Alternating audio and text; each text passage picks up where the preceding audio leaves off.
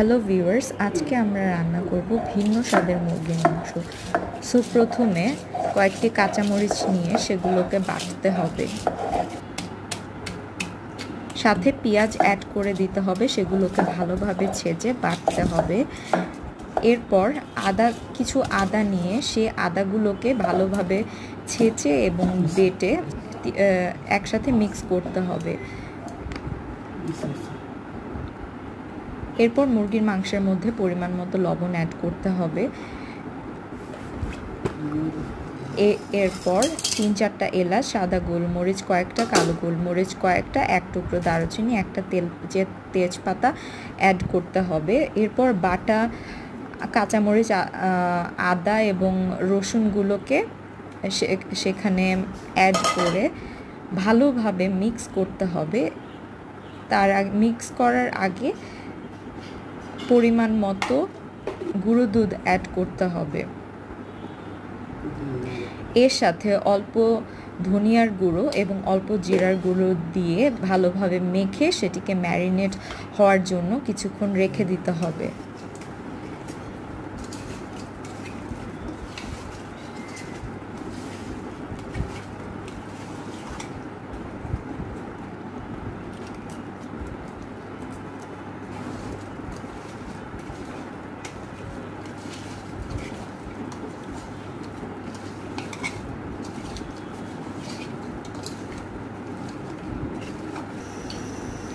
একটি কড়াই নিতে হবে, সেই কড়াইয়ে পরিমাণ মতো ঘি এবং সাদা সয়াবিন তেল অ্যাড করতে হবে। সেখানে ম্যারিনেট করা মুরগির মাংসগুলো ঢেলে দিতে হবে।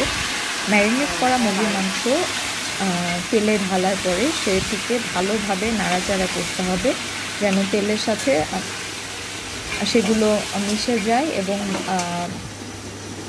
সাথে অল্প পরিমাণে পানি দিয়ে আবার নাড়াচাড়া করতে হবে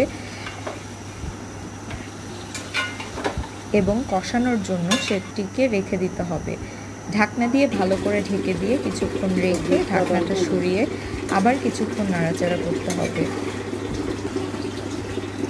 নামানোর আগে ঝোলের জন্য কিছু গরুর দুধ অ্যাড করে দিতে হবে।